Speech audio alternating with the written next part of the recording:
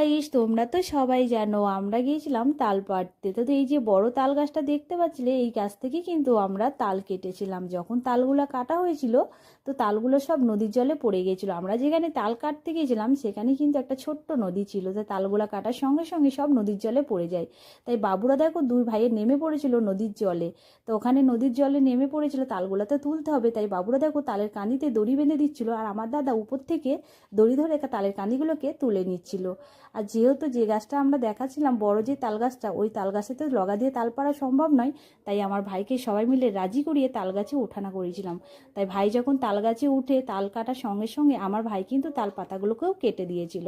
কেন জানো তাল পাতাগুলো কেটে দিয়েছিল? মা বলেছিল তাল পাতাগুলো কেটে আনতে, মানে কেটে দিতে ধান সেদ্ধ করার জন্য।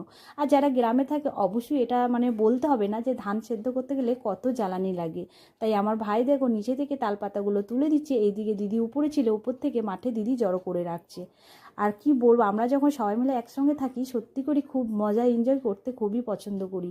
তাই যখন সবাই থাকি তখন আমরা কি করব নিজেরাই ভেবে পারি না, তাই আমরা সবাই মিলে কিন্তু ফুল ফ্যামিলি চলে গেছিলাম তালায় তাল খেতে। তো যাই হোক, তাল তো কাটা হয়েছিল, আর আমরা জীবনে ফার্স্ট টাইম এত এত তাল খেয়েছি। তোমরা যারা আমাদের ভিডিওটা দেখছো অবশ্যই কিন্তু দেখেই বুঝতে পারছো আমরা কত তাল কেটেছিলাম। আর জানো তো আমরা একটা গাছ থেকে তাল কাটিনি, আমরা অনেকগুলো গাছ থেকে তাল কেটেছিলাম। আর কি বলবো, তাল খেতে যেয়ে এত গরম ছিল কি বলবো, মানে সবাই মিলে ছিলাম বলে যে কী যে রোদ্দুর সেটাকেও মানে বুঝতে পারছিলাম। যেহেতু আমরা তাল গাছের তলাতে ছিলাম তার জন্য আমরা কি রোদ মানে এতটা বুঝতে পারছিলাম না। আর বুঝতে পারছো নদীর ধারে ঠান্ডা ঠান্ডা হাওয়াটাও খুবই ভালোই লাগছিল। তো তার জন্য খুব খুব মজাও হচ্ছিলো, এইদিকে মানে তাল খাওয়া হচ্ছিলো আর মানে সবার মনে এনজয় হাসি ঠাট্টা সবই করা হচ্ছিলো। আর কি বলবো, যেখানে আমার দাদারা থাকে, আমার জামাইবাবু, ওরা খুব জানো তো হাসি মানে করতে খুবই পছন্দ করে, আর আমরা সত্যি করে খুব হাসি ঠাট্টা করছিলাম।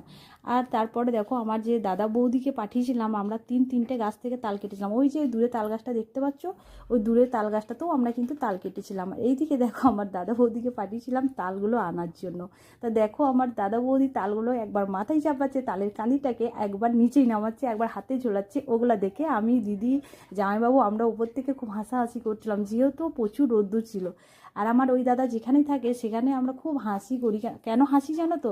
আমার ওই দাদা প্রচুর মানে এমন এমন কথা বলে, এমন এমন করে, মানে খুব হাসিও লাগে। তো দেখতেই পাচ্ছ আমার দাদার কাণ্ডটা। আর এইদিকে আমার ভাইপোর মজাটা দেখতে পেলে মাথায় না নিয়ে পেটে করে তাল নিয়ে এলো। তা আমার এই দাদা যেখানে থাকে সত্যি আমরা দারুণ দারুণ এনজয় করি, খুবই মজা করি। আর দেখতেই পাচ্ছ কত তাল আমরা জড়ো করেছি। আর এইদিকে আমার দাদার মেয়ে এসে বলছে, বাবা আমাকে তাল কেটে দাও, আমি তাল খাবো। তো দেখো এখানে দাদা কিন্তু ভাইজিকে তালও কেটে দিচ্ছিল। আর আমার দিদিদের দেখো তাল মানে বাড়ি চলে যাব তখনই কিন্তু তালের পাতাগুলো কিন্তু জড়ো করা শেষ হয় না। আর আমার দিদির ছেলের কাণ্ডটা